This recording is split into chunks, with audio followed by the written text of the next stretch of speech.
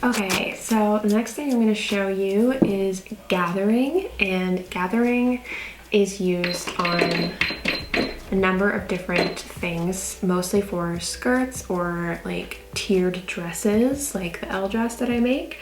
And it is just such a fun way to spruce something up. You can use it on sleeves, or like I said, on skirts. There's so many different things you can use gathering for, and it's pretty straightforward. So I'm taking this piece of scrap cotton gauze to show you because I've got red thread and you'll be able to see what I'm doing. But basically what we have to do is along the edge of fabric that we're gathering, we're gonna sew 2 lines close together.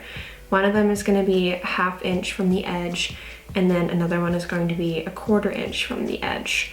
And we're not doing a regular stitch, we're doing something called a basting stitch, which is just really long. So we're going to change our stitch length on the machine to the highest possible length that it will let you do. So mine, for example, the standard stitch length is 2.2, and I'm gonna bring it all the way up to 5. Oh, another important thing about this is that you don't actually want to back stitch at the beginning of your stitch. You're just going to stitch forward and pull it away. So no back stitching at the beginning or the end. I'm going to sew my first basting stitch at 1/2 inch from the edge. So here we go.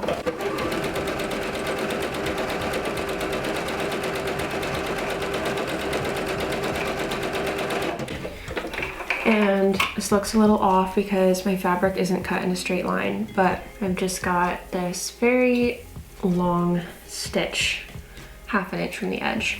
And then the next one we're gonna do is between that stitch and the edge of the fabric, so around 1/4 inch from the edge. We're gonna do the exact same thing, no back stitching. Okay, so now that we've got our 2 lines that are not at all straight, we're gonna do the gathering. So I'll bring you in a little closer for this. So here's our piece of fabric, and as you can see, I've got 2 lines running across the top. And here's what we do. So I'm taking one end, and there's 4 threads hanging off of it. I'm going to leave the 2 threads from the top layer, and I'm just gonna grab the 2 from the bottom, and I'm gonna hold those, and I'm gonna grab the edge of the fabric really lightly, and I'm just gonna pull it across. And as you can see, it has just bunched up on me. And then I'm just gonna grab near the beginning of that bunch, and I'm just gonna slide it across. So just keep pulling and very gently moving the fabric along the thread. You don't want to break the fabrics, but you can definitely give it a little bit of force.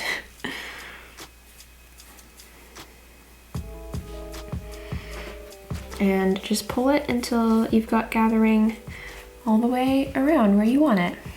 So yeah, this is something that you would do for like a skirt piece or maybe a sleeve. I will be using this in a lot of upcoming tutorials on my $5 tier, and I used this on the gathered t-shirt dress that I posted on there previously.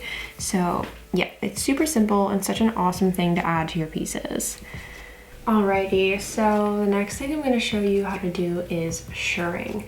Now, this is how I get the stretchy effect of like the L top and the Adrian top and many other very trendy tops right now from other brands. It seems like it's going to be really complicated, but it's actually really simple. It's basically just a bunch of straight stitches all the way around the garment, except you will be using elastic thread. So this is elastic thread. It comes in a bunch of different colors. I get mine on Amazon because it's really hard to find, but it's pretty cheap and it is amazing. I've pretty much replaced elastic in things where you would normally use elastic. I've replaced it with this because it is just so much better. I find it so much more comfortable. I do shirring around the sleeves of like the main tops instead of an elastic because, as you can see, like it's very thin, so it doesn't actually feel tight, even though it forms to like your body or your arm or whatever, it's still not tight. So it's great. So here is a fresh bobbin, and I'm just pulling my elastic thread through the hole and loosely winding it on. You don't need to pull it tight at all. Just get it on there. And we're gonna replace the regular bobbin with this one. Now, like our usual bobbin thread, we've got to pull it up through this hole. So I usually leave the bobbin casing lid off while I do this. It's just easier. So I'm just pulling the top thread taut as usual and bringing this down, and you'll see the thread is catching the bobbin thread. And we can pull it up like that. And there it is. It's a little tricky. And then we'll put the lid back on and we're good to go. I usually up my tension just a little bit and always set your stitch length a little bit higher. The standard on my machine is 2.2 and I bring mine up to 4. Okay, so I've got my machine all set up and I'm gonna show you how we shirr. So all you need to do is sew a straight line, basically. I've got my stitch length set a little bit higher than usual, my tension set a little bit high, and we're just gonna go for it. So just do a little front stitch, a little back stitch, and then stitch forward. One thing to note while you're doing this is as the fabric starts to come out the back of the machine, you want to just hold it.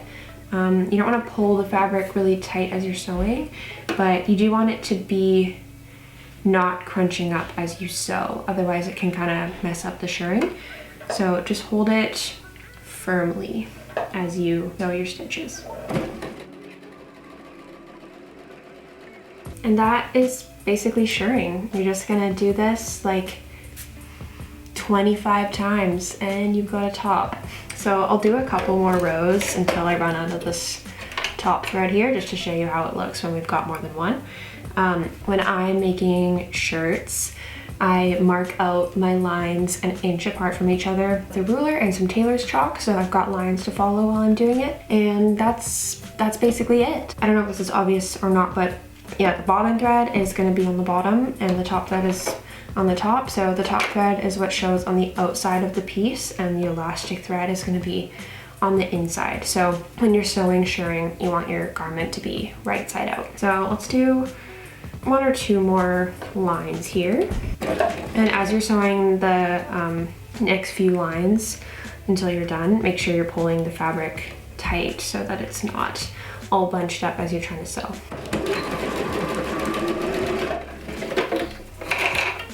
Okay, so here's what 3 rows of shirring looks like with a top thread that doesn't match, but that is how it looks. It is such a fun thing to do, and it's actually super straightforward, but it can really bring your abilities to the next level. So I hope you try it out.